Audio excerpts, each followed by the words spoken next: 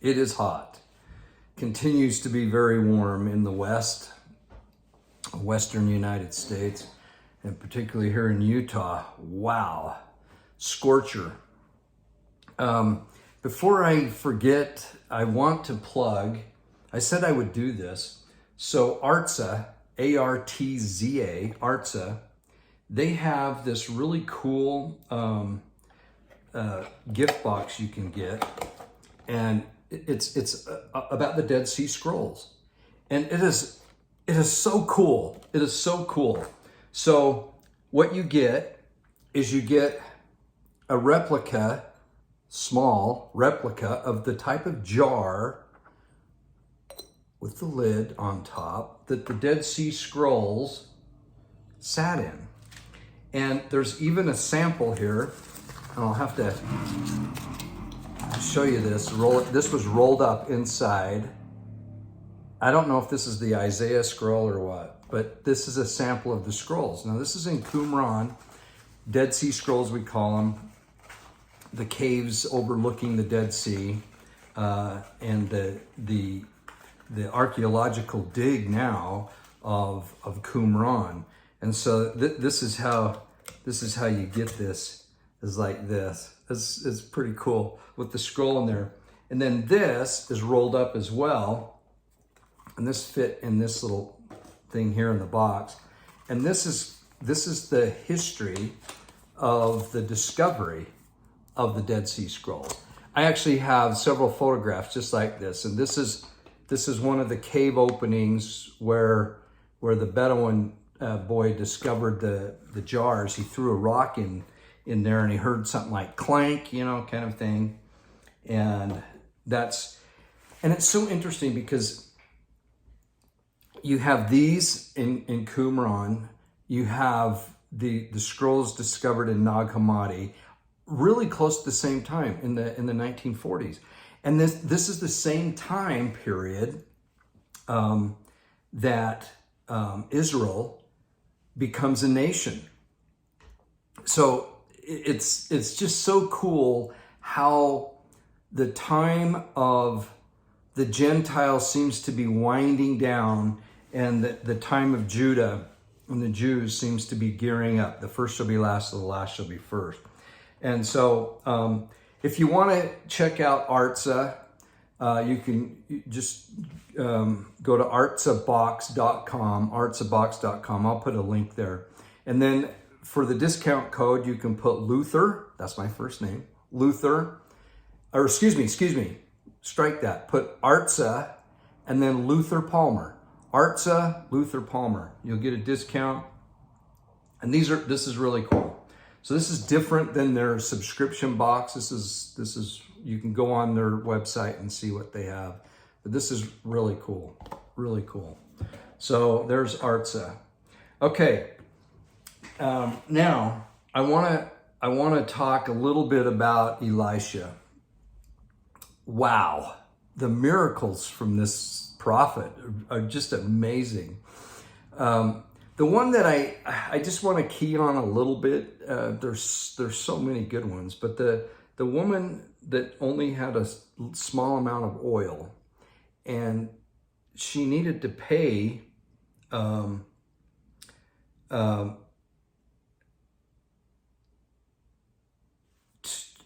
save her child, right? And then Elisha, not only, and then the child's going to die or dies, and Elisha raises the child, and all these things happen. But the point I wanted to make was Elisha's miracle was multiplying what she already had. And I think that's significant. I think sometimes we expect miracles that are outside of the realm of what we already have. And a miracle is expanding that which we already have in many cases, instead of a whole new thing. I think hopefully I'm making sense. So he gave her enough oil so that she could sell the excess oil and raise the money she needed. So it's an interesting concept for us personally when we're praying for a miracle. there's a country song, I think is Don Williams, and he says, don't pray for a lighter load, but pray for a stronger back. And it's a little different, but it's kind of the same concept is, hey, don't take my burden away, but just give me the ability to deal with what I'm dealing with. Or I can give this much. Can you make up the difference? Kind of thing. And that's how I look at that miracle. So I don't know. It's just something, that you read and you go, that's kind of cool. Expanding upon what you already have and praying for that. And having an inspired prophet expand that instead of, just giving her the money or giving her this. It was increasing the oil that she already had. Okay, so there's that. Now, I'm all over the place on this one. I've been accused, and rightfully so, of being sometimes a little negative, just about things. Last video I brought up the illegal immigration that's going on the southern border, and mid-management in the church, at least when I was a mission president, pushing that kind of thing. And I guess it's just in my nature. It's like I said, I don't mean to be a jerk about it, but when you see things or when you hear things and then you're like, and see, here's one of the purposes of this channel for me, is to help people that have seen or been involved in things one way or another, and it disenfranchises them from the gospel or the doctrine of Christ. And I don't want to see that. Because to me, you have the church, and then we're all people, we all do dumb things, every single one of us. I think of one time when I was a stake president, and I might have told this story before, but it haunted me, a decision I made for quite some time, and it might seem trivial to you, but to me it was somewhat of a big deal. And I got a bit caught up when I was first called to be a stake president, and we had a bishop that was called by us. I take that back. We submit a name to the first presidency, and they give approval or they don't give approval to call a bishop. I don't know if that's the way it is now, but that's how it was when I was a stake president. And so it's really the first presidency that calls or that gives you permission as a stake president to call the bishop, okay? So anyway, this bishop we called, great bishop, great guy. He had a beard, and I never really thought much about it. Those kind of things didn't really bother me, or I didn't think much about it. So he served, he was faithful and everything else. And then we had a visiting 70 pretty early on, and he was a little bothered by that, and he worked me over a little bit about getting with this bishop and having his beard shaved. And I knew better, but I wanted to be, a good soldier. And so I did. I told the bishop that I felt like he needed to shave his beard. And I was bothered of it when I did it at the time. And then I was bothered since. And years later, I called this good brother up and I said, I'm so sorry I did that. Because it really, it was just kind of almost like peer pressure. And I caved in. Now, look, I made a lot of mistakes, but that one hit me the hardest because I knew better. And I could have done any number of things. I could have said to that general authority, well, I appreciate your advice, and I'll I'll think about it and I'll pray about it and I'll bring it up with the counselors and we'll see what we want to do. And I could have gotten out of it. I got sucked in. And this isn't anything against the general authority. It was probably one of his pet peeves, or he was probably taught it, and it just came down. And I'm going to talk about another situation like that.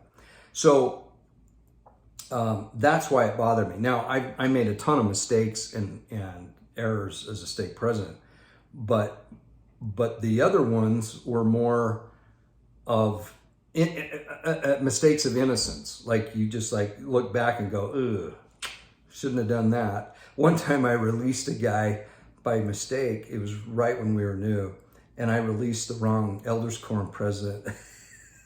And I had to go back and recall him and then release the other guy in a different ward. I mean, can you imagine? They think, gosh, you're such an idiot and no inspiration and you should have known. And, things happen. And I totally admitted my error and all that. So there were those kind of things. As far as counseling and things like that, I tried to avoid that a lot. I felt like I didn't know much better than anybody else about how somebody should live their life. And all I could do is really refer them to scriptures and to just basics, just very, very basic how to treat people kind of advice, That's about all I did. Never really wanted to get too involved in relationships and things like that because I just didn't feel like that was something I should do. So I avoided a lot of problems there, but I probably didn't help too many people either. But, hey, I was just trying to eke out my life as well and maintain a business and a husband-wife relationship, marriage, and then children and all, just like we all do, or whatever situation we're in life. We're for the most part, I think most people are just, trying to do the best they can. And I was no different. But that one particular thing really bothered me. There was another time when I let my emotions get to me, and I was really harsh on a dad of a young man that basically the young man got sent home from his mission. And we had at that time it was during the hastening of the work, the lowering of the age, and we went from like 45 or so missionaries in the low 40s to over 90 missionaries in a very short period of time from our stake. And so lots of interviews, lots of things. And, as a stake president, you're in the middle of a lot of things. So if there's issues with a young man or a young woman on their mission, the first person that gets the call is the stake president. And quite often it's before the parents, and usually it is. And then it's the stake president who gets with the parents and says, this is what's going on. Usually it's not the mission president calling the parents. Now, if there's an emergency or something, that might be a little different. But in any event, this young man made did something stupid, and he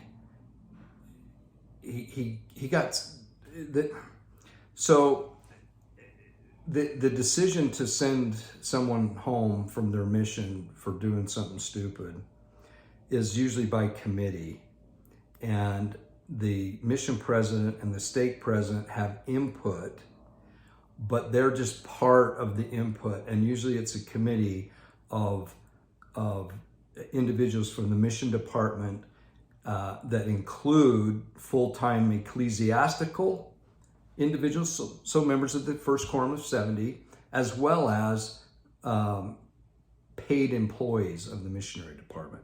Probably former mission presidents that now work full-time for the church in the mission department. And then that committee meets and they decide, and then they want the input of the stake president, they want the input of the mission president, and then a decision comes up. or comes forth and, yeah, the young man needs to go home. No, he can stay and repent, or he can do this, or he can do that. And I say young men, it happens to sisters too, but in the case I'm thinking of, it was a young man. Anyway, the mistake I made was I was, not to make an excuse, but there were a lot of things going on, and I was getting a little impatient and frustrated. And this dad of this young man was just livid that I and the mission president hadn't done enough to keep his son on a mission. And you know what? If I was in his shoes, it'd probably be the same way. And I got ticked at him, and I said some things and did some things I shouldn't have done. Nothing crazy, right? But that's definitely one that floats to the top. And I've made amends there, right? Hopefully, you don't know if you did some damage forever, with individuals, but that was one. I had another situation where a dad came right over my desk in my office and grabbed me by my lapel of my suit coat, and it was over a son on a mission that came home early. It's very gut-wrenching, heart-wrenching when these things happen, and I get it. That one I was able to somewhat keep my cool a little bit, and we later became good friends, and everything worked out. So no harm, no foul. So, and as a mission president, same thing. I would say I did pretty good for 3/4 of the time, but the last 6 months, I kind of lost my cool a few times with situations.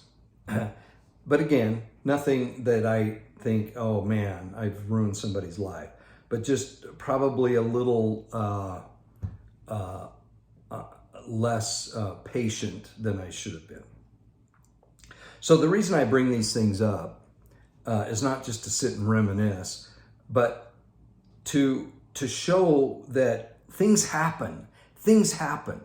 And the fact that I'm bringing up things that I go, yeah, this is my experience, and dang, I couldn't figure out why they were saying, come across the border and, everything's great and it's no big deal. It's like making a U-turn. It's done and over, and it's no big deal. Those things I never quite figured out. Now, one thing came to my mind as Sue and I were kind of reminiscing, because this is the time period when you started your mission in the first part of July. You go to the MTC, and have that experience, and it's pretty incredible. And it brings butterflies. It brings almost like I'm sick to my stomach feeling, but it also, brings a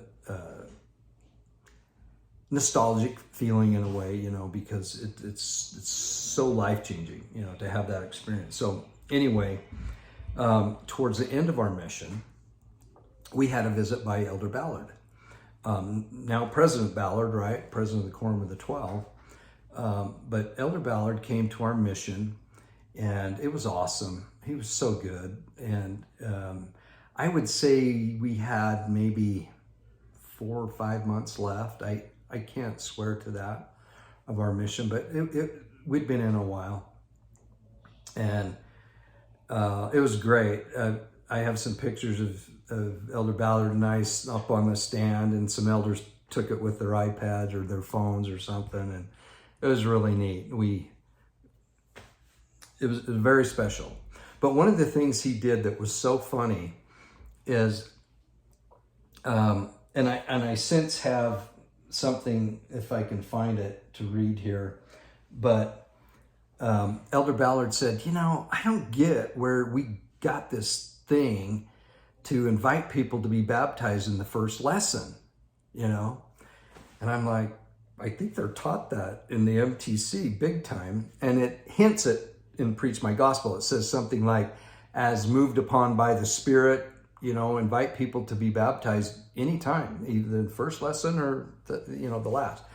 And the key, of course, is invite by the Spirit. But overzealous individuals. And I had so many missionaries come up to me and say, this is exactly what they taught us in the MTC, was to invite people the very first lesson, to baptism. And Elder Ballard went on and he said, that's the dumbest thing. He said, that doesn't, he says, I would say in very, very rare cases would that be something that you would want to do. And I've since read in subsequent mission presence seminars where he hit that pretty hard, to not have that in there. Now, he made the statement. Let me see if I can find that real quick. I don't know if I can. He says,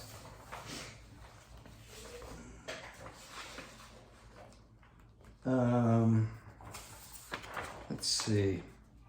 Some missionaries have felt, okay, so this was the 2019 Mission Presence Seminar. He goes, some missionaries have felt pressure to invite people to be baptized during the first lesson or even the first contact. These missionaries have felt that inviting people to be baptized the very first time that they meet them demonstrated the missionaries' faith and support, and they're thinking that inviting people to be baptized early is what is expected.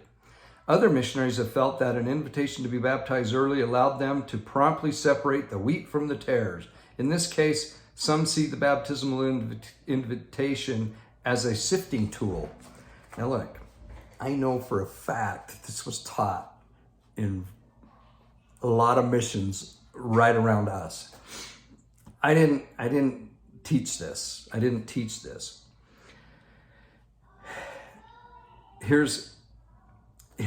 This is such an interesting quote. This is by Elder Ballard again, President Ballard. Church leaders don't know where these practices began. But it was never our intention to invite people to be baptized before they had learned something about the gospel, felt the Holy Ghost, had been properly prepared to accept a lifelong commitment to follow Jesus Christ. Our retention rates will dramatically increase when people desire to be baptized because of the spiritual experiences they are having, rather than feeling pressured into being baptized by our missionaries. So this is a perfect example, because there were 70s, tons of this taught at the MTC, and a hint of it in Preach My Gospel was not even really a hint. It's like, hey, if you do it the second lesson, it'd be better if you invited them in the first lesson, kind of thing. So here is an apostle, and a senior apostle, who says, we don't know how this started, but it's permeated. And so they had to fix it. Now, you could say, well, how come the 12 in the first presidency didn't know this was going on before? You could do that kind of criticism. Or you could say, you know what? Somebody had an idea and some reason it caught on, It's like when the baby blessing in church, and the phrase, and the name that was chosen, that'll be known on the records of the church and the annals of history, and whatever it is. All that stuff is just stuff. It doesn't need to be said. But somebody said it once, sounded pretty cool, and then it just went boom, boom, boom, boom, boom, boom. And that's how a lot of these things happen. And then the brethren go, we got to fix that. We got to fix that. So I'm not saying things to be critical of the leadership of the church. I'm saying things that I've seen and recognized, and hopefully the word gets out and they'll go, that's not good. Because I'm just one voice, and I had one experience, I've had several experiences, but I mean, when I'm expressing it, I have one view of it.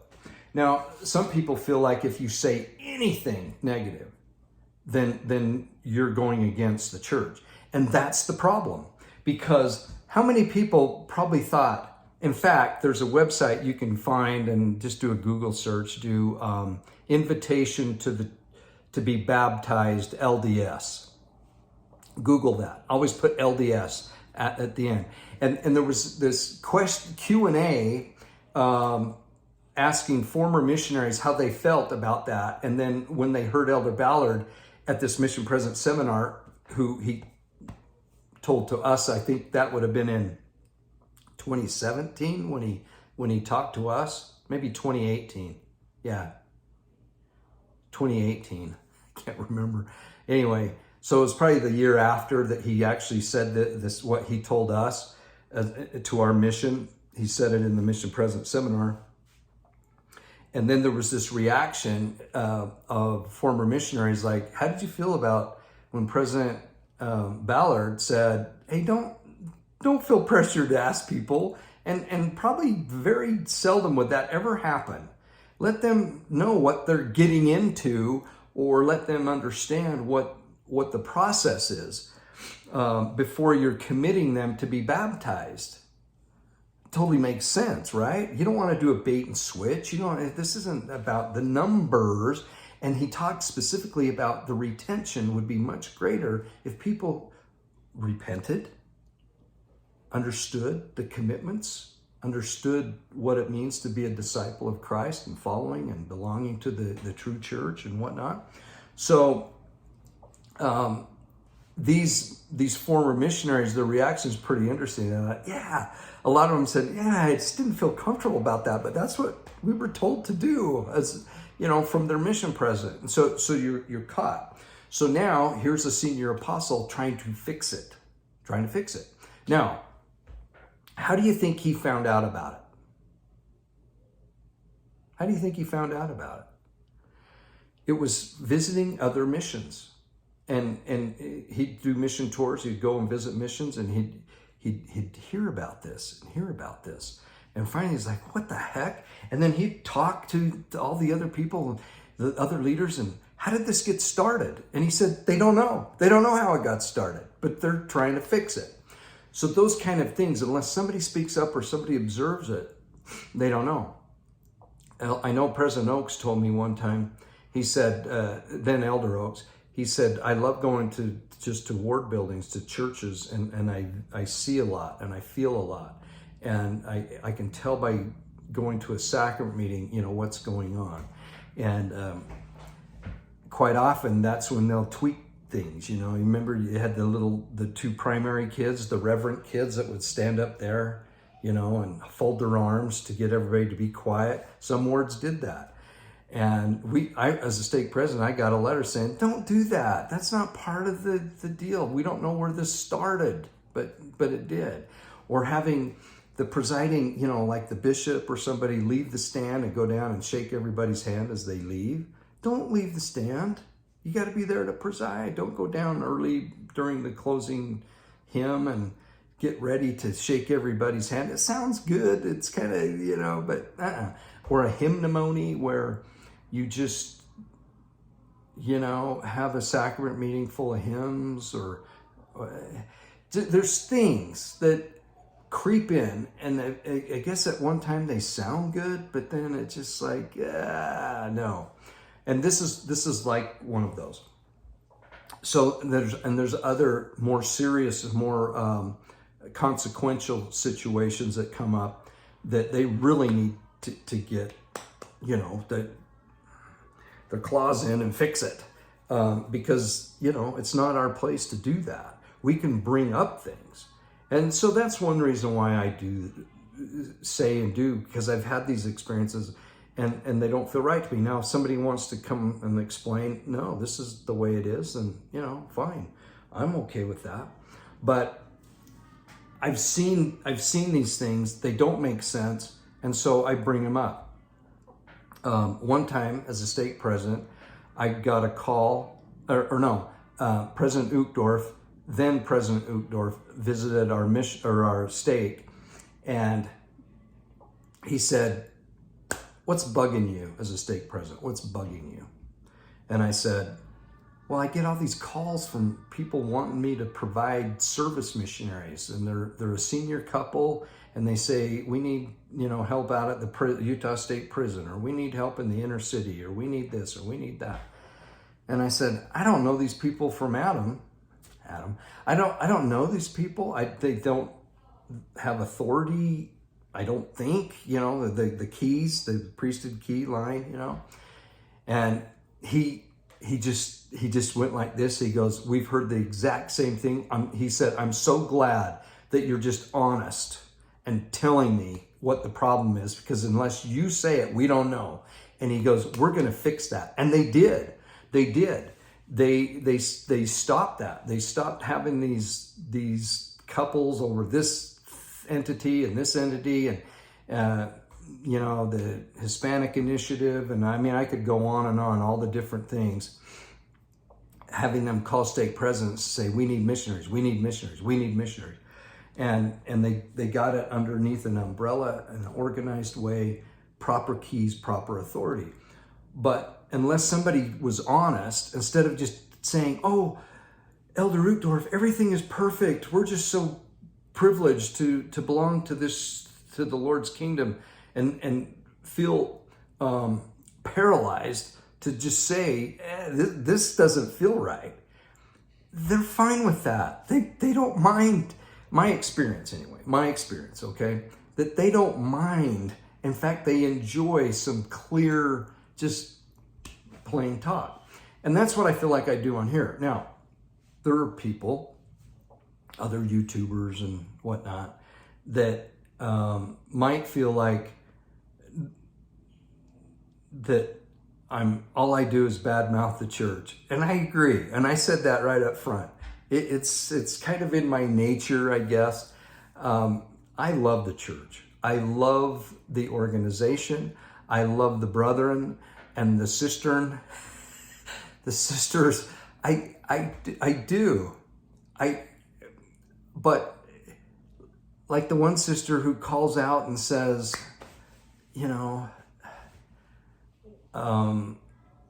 I just love your introduction that you said that you were queer. I think that is so wonderful. And like, what? That's not, people need to say something and not just go, well, she's a general, whatever. I know we don't call them auxiliaries anymore. I can't remember, what they changed it to, but so we better not say anything. It's like, good night, people. Use your brain. If it doesn't feel right, say something. Say something. And then I can guarantee things will happen. Things will happen. So I'm going to continue to do those kind of things. Now, I have had issues with the Public Affairs Department. I've mentioned this several times on this YouTube channel. Personal experiences of both the stake president and a mission president with the Public Affairs Department. And I'm telling you, they do a lot of things on their own. I'm just telling you, they do. And that's my experience.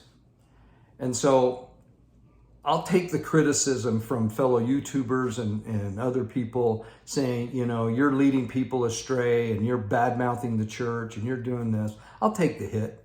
I'll take that hit because I know that I'm on the front lines and I'm a defender of the Prophet Joseph, of President Nelson. I'm a defender of the Book of Mormon. I'm a defender of Jesus Christ.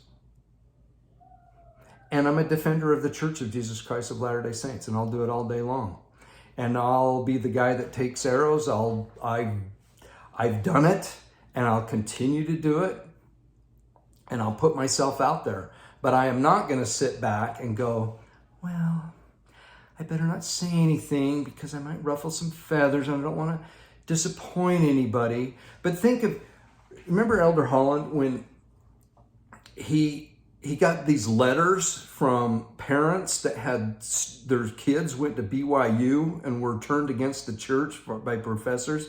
You remember that? You remember when he talked to the faculty and said, what the H is going on here? You guys are doing this? These parents are sending their kids to this school to be enriched and to develop a testimony of the Lord and his church, his kingdom. And you're turning them into a bunch of crazies that leave the church.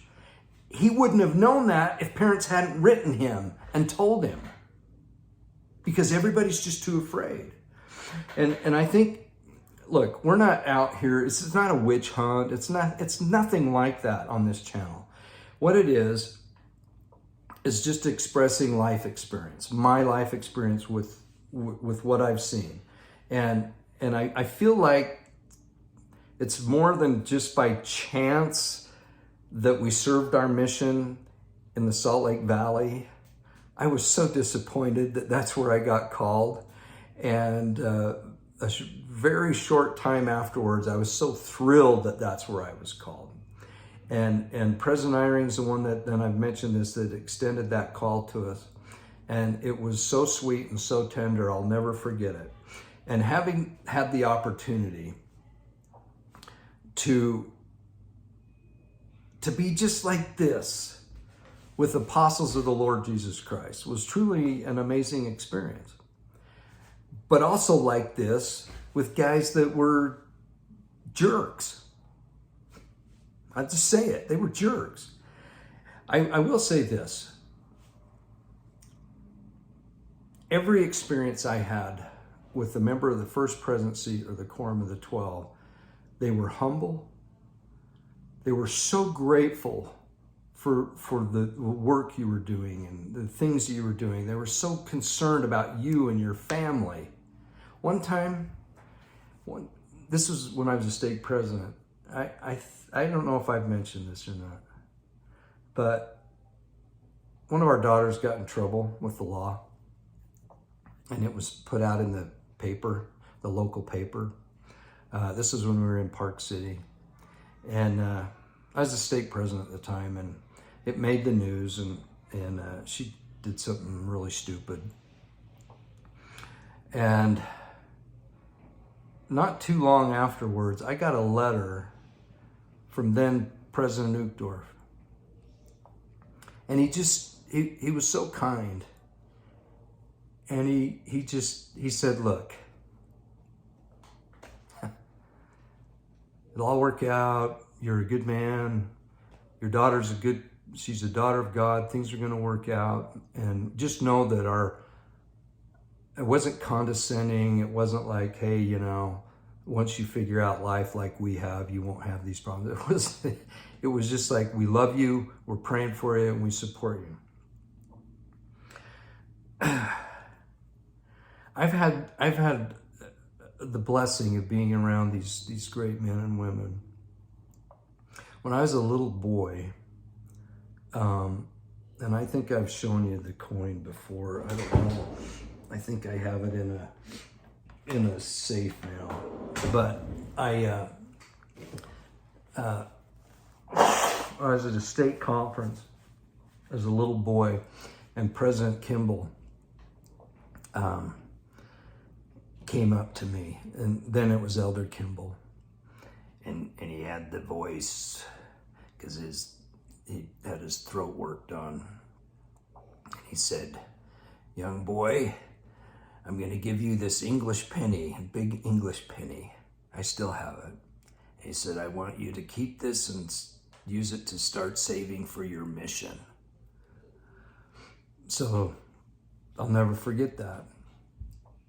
It was a great experience. I remember sitting at I was a Cub Scout. This was later, and I was at a banquet. I don't know. And my dad was a bishop. And I think because he was the bishop, I don't really know why, but N. Eldon Tanner sat next to me and put his hand on my leg and said something like, you're a good young boy or something. I don't know. It was a compliment. And I thought, well, that's cool. I'll never forget that. Coming home from my mission, I was with Sister Hanson. We had a seat. She was on the aisle seat. I was on the window seat, and we had an empty seat between us. And it's a little bit long of a story, but just to shorten it up. As soon as we got up in the air and you could take your seatbelt off, President Hinckley, then Elder Hinckley, saw us get on the plane, and he was on the same plane. He came back and he sat next to Sister Hanson and I and talked to us the whole flight home about our missions. This is incredible. I met Elder Oaks as a young men's president preparing the sacrament with my son. He just showed up, and it was the whole day I was in front of him. I taught gospel doctrine that day. I was the priest quorum advisor, and he came into the priest quorum. He sat right in the front row of gospel doctrine. It was just an incredible day. Super nice, great guy. And then when Sue and I got called, we got interviewed by Elder Oaks, and then called by President Eyring. And then when our assignment came to serve in Salt Lake, oh my goodness, in the Mission President Seminar, we got to meet, shake hands, Elder Renlund. I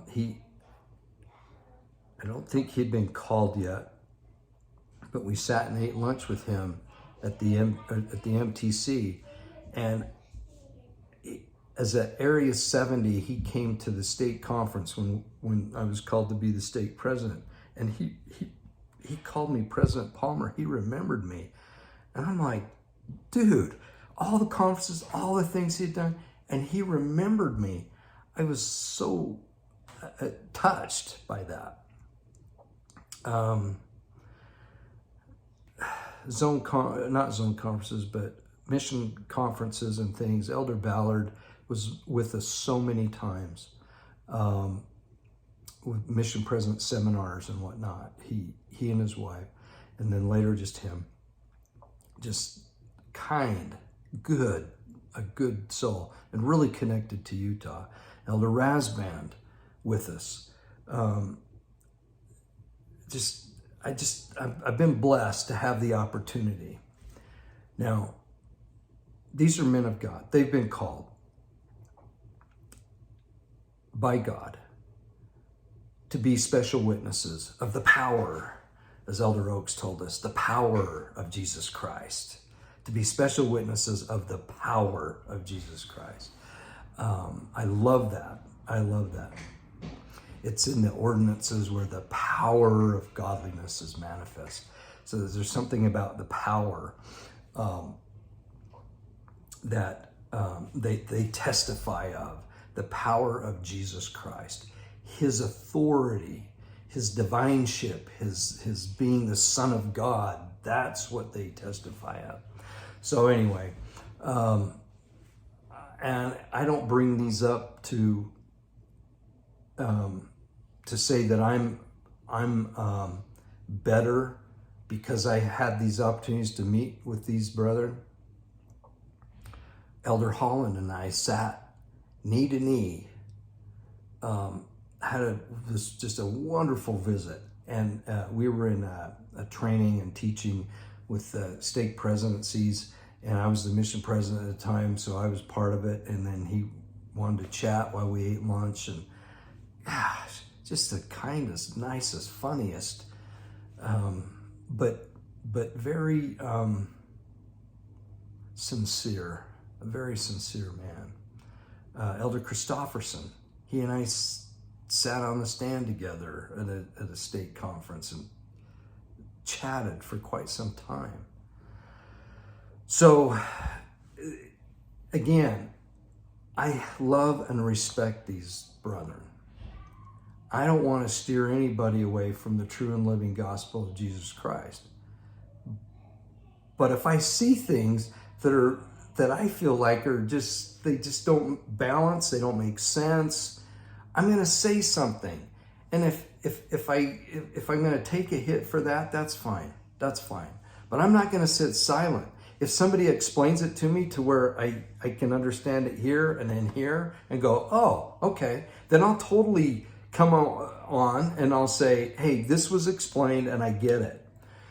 But in the meantime, I'm just going forward, right? I'm just moving forward, and I'm gonna. I was gonna say I'm gonna try to not be negative, but that's an empty gesture. I just, there's a lot of positive things, and there's some wonderful things. So I will mix that in with my negativity. Oh gosh. Anyway, God bless you all. I love your comments. I love you. You're just good folks. Life experience, heartache, but we're all looking forward to Christ coming. And we talk about it on the channel a lot, that we're looking forward to it. We're looking for the reasons why it will be closer than further away. And I think that is the essence of this channel, is honing ourselves to where we recognize whether they're political events, just the current events going on, and then the spiritual, the growth, the changing. You know, when I was younger, nobody ever talked about the Jews. Nobody ever talked about being interested in Israel. There might have been a few, crazy Hugh Nibley types, out there going to Jerusalem and stuff. But for the most part, we were all just like, what? Jews, synagogues? We don't care. And now, do you see? Virtually every YouTube channel will cover, that's Latter-day Saint related, Church of Jesus Christ of Latter-day Saints related.